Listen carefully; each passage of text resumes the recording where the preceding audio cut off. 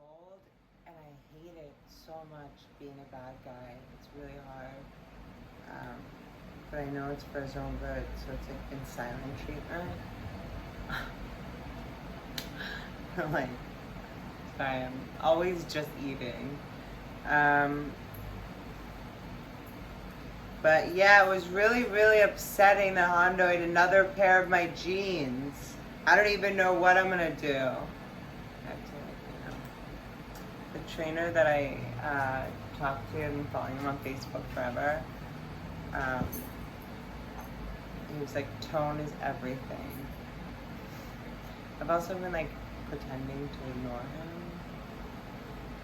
Look, dude, it's so stupid. Every time I try to upload this document, it's just George Magazine, February 1997.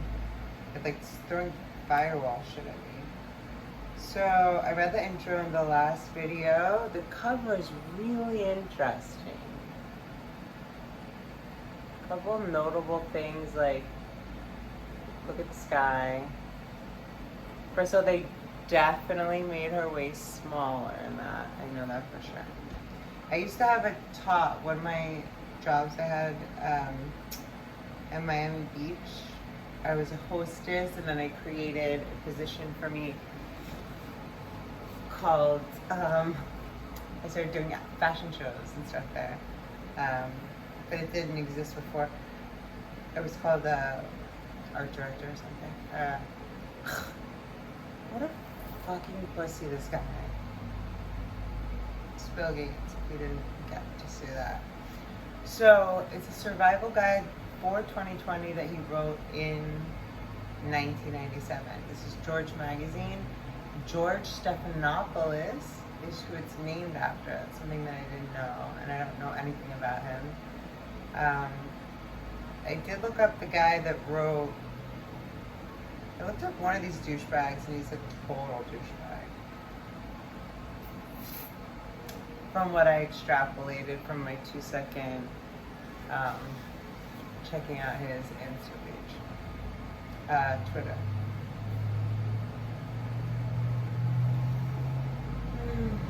So yeah, it's totally ruined my day.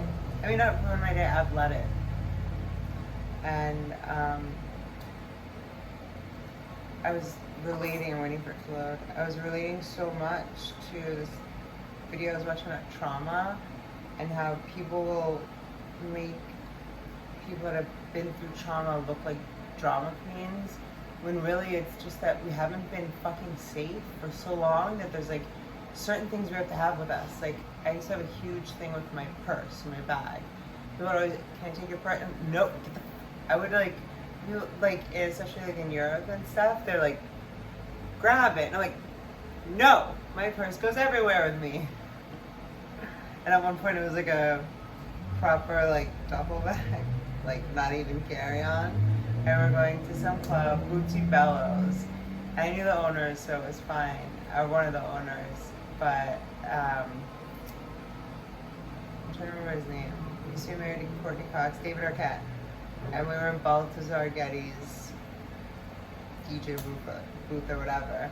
But I'm like, I'm sorry, you can take a peek into my bag, but it's coming in with me. What was in my bag was a purse, which was in my bag, and then anything else in case I needed to like bust a move. When my dad passed away, this world changed for me. Okay, Bill Gates. Billy Boy. I love the title. It's called A Mouse and Man. In the United States, great wealth is often acquired with great speed, but no one has amassed so much so quickly as has Bill Gates, officer of the Microsoft Corporation with personal fortune in excess of $20 billion since 1997. Gates presides over a company whose net worth is in excess of $100 million. $100 million. Is more than 100 billion, sorry. $100 billion. Over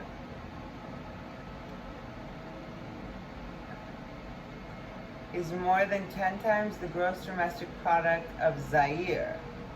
What the fuck? No. I'm getting redirects when I'm reading it. Okay. So his gross national 100 billion, that is exceeds the gross national product of the African country Zaire. I don't really know why that was used. Like anyone would know what that was as a point of reference, but I would look up. Not only that, his name has become synonymous with the information revolution. His achievement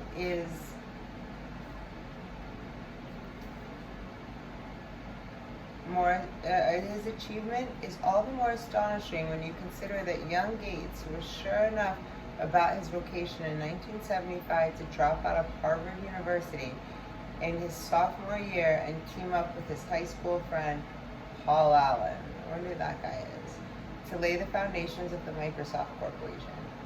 Gates, the opposite of the stereotypical swashbuckling entrepreneur of old, has transformed not only the computer industry but also millions of now work and but also the lives of millions who now work and communicate with each other.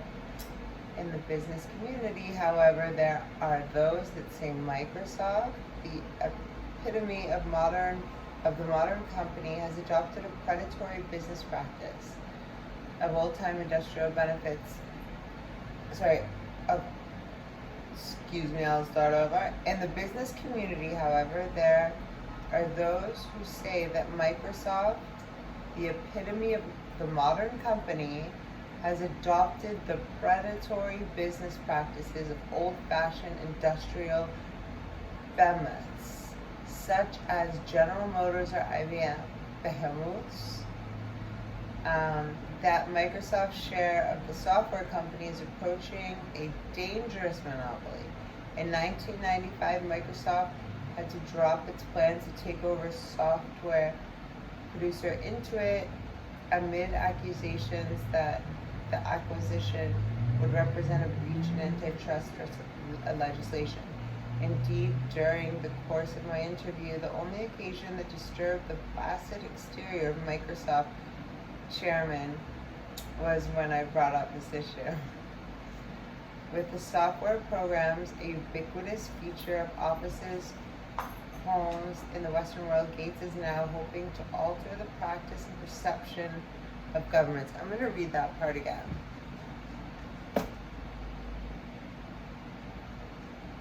With his software programs a ubiquitous feature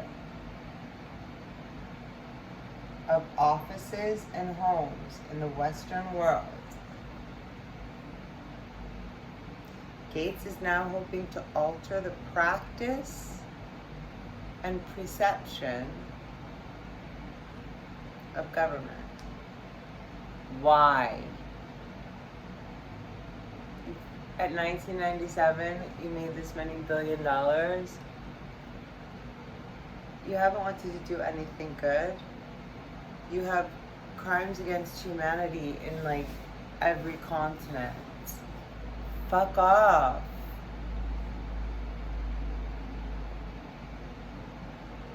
Why doesn't somebody assassinate Bill Gates? I'm just saying, I don't wish bad on anyone.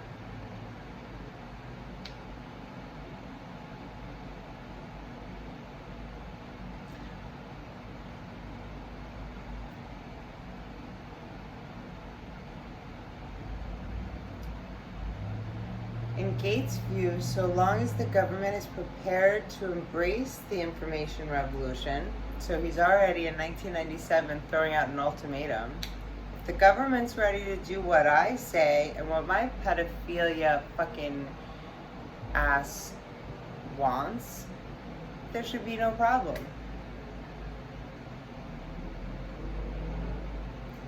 In Gates' view, so long as the government prepared to embrace the information revolution, then we can all expect government to become smaller, more accessible, and infinitely more accountable. Yes, there are some who believe that Gates' vision of the future, a computer-driven democracy, in which the individual, liberated by technologies, will be self-sufficient, might easily lead to the scenarios predicted by Aldous Huxley in Brave New World or George Orwell in 1984, far from connecting people to each other. Gates' critics allege the computer age will hold back an era of social alienation, a world where everything will be acquired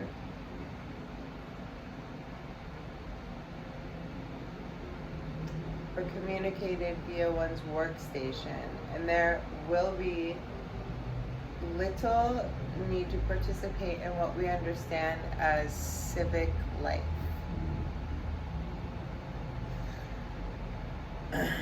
Communicating without supervision, basically, it sounds like.